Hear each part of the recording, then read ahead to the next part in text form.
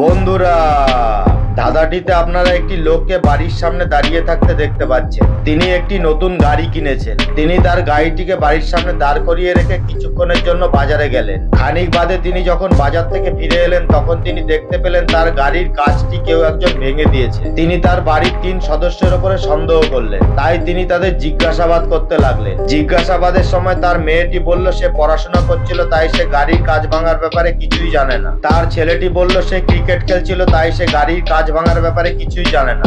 আর সবশেষে লোকটির স্ত্রী বললেন তিনি রান্না করছিলেন, তাই তিনি গাড়ির কাঁচ ভাঙার ব্যাপারে কিছুই জানেন না। লোকটি তৎক্ষণাৎ বুঝতে পেরে গেলেন কে গাড়ির কাঁচটি ভেঙেছে। এবার এখানে আপনি কি আপনার ডিজিটাল বুদ্ধি খাটিয়ে বলতে পারবেন এ, বি ও সি এর মধ্যে কে গাড়ির কাঁচটি ভেঙেছে? আপনার সময় শুরু হচ্ছে এখন।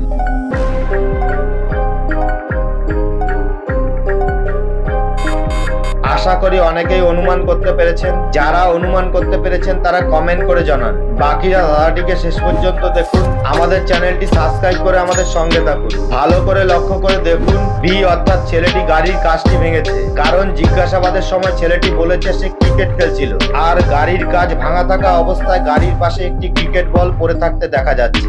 এখানে আপনারা একটি মেয়েকে ঘরের মধ্যে দাঁড়িয়ে থাকতে দেখতে পাচ্ছেন। মেয়েটি খুব ভালো সাঁতার জানে, আর সে সাঁতারে অনেক কটি প্রাইজও পেয়েছে। একদিন মেয়েটি বাস স্ট্যান্ডে দাঁড়িয়ে ছিল। হঠাৎ একটি গাড়িতে করে কিছু কিডন্যাপার এসে মেয়েটিকে কিডন্যাপ করে নিয়ে চলে গেল। কিডন্যাপাররা মেয়েটিকে একটি গোডাউনের মধ্যে আটকে রাখলো। কিছুক্ষণ ভাবনা চিন্তার পর মেয়েটি গোডাউনটি থেকে বেরোনোর পথ খুঁজতে লাগলো। খানিকক্ষণ খোঁজাখুঁজি করে মেয়েটি তার সামনে 3টি দরজা দেখতে পেল। প্রথম দরজাটির সামনে একটি বড় নদী রয়েছে, দ্বিতীয় দরজাটির সামনে একটি গলা কাটা ভূত রয়েছে, আর তৃতীয় দরজাটির মধ্যে প্রচন্ড আগুন জ্বলছে। মেয়েটি তৎক্ষণাৎ বুঝতে পেরে গেল তার কোন দরজাটি দিয়ে বাইরে বেরোনো উচিত। এবার এখানে আপনি কি আপনার ডিজিটাল বুদ্ধি খাটিয়ে বলতে পারবেন 1, 2 ও 3 নম্বরের মধ্যে কোন দরজাটি দিয়ে মেয়েটির বাইরে বেরোনো উচিত? আপনার সময় শুরু হচ্ছে এখন।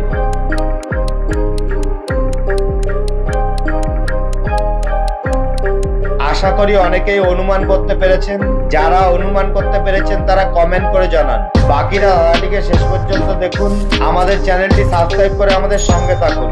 ভালো করে লক্ষ্য করে দেখুন, মেয়েটির 1 নম্বর দরজাটি দিয়ে বাইরে বেরোনো উচিত। কারণ 1 নম্বর দরজাটির বাইরে একটি বড় নদী রয়েছে। আর ধাঁধার শুরুতেই আপনি জানতে পেরেছেন মেয়েটি খুব ভালো সাঁতার জানে।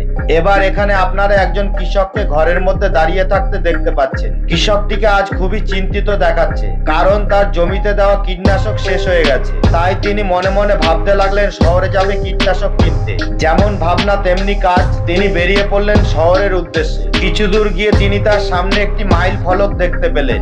যেই মাইল ফলকটি 2টি পথ নির্দেশ করছে। প্রথম পথটি অর্থাৎ নদী পথ দিয়ে শহরের দূরত্ব 500 মিটার, আর দ্বিতীয় পথটি অর্থাৎ সড়ক পথ দিয়ে শহরের দূরত্ব 1 কিলোমিটার। কৃষকটি সিদ্ধান্ত নিতে পারলেন না কোন পথটি দিয়ে তার যাওয়া উচিত। এবার এখানে আপনি কি আপনার ডিজিটাল বুদ্ধি খাটিয়ে বলতে পারবেন 1 ও 2 নম্বরের মধ্যে কোন পথটি দিয়ে কৃষকটির শহরে যাওয়া উচিত? আপনার সময় শুরু হচ্ছে এখন।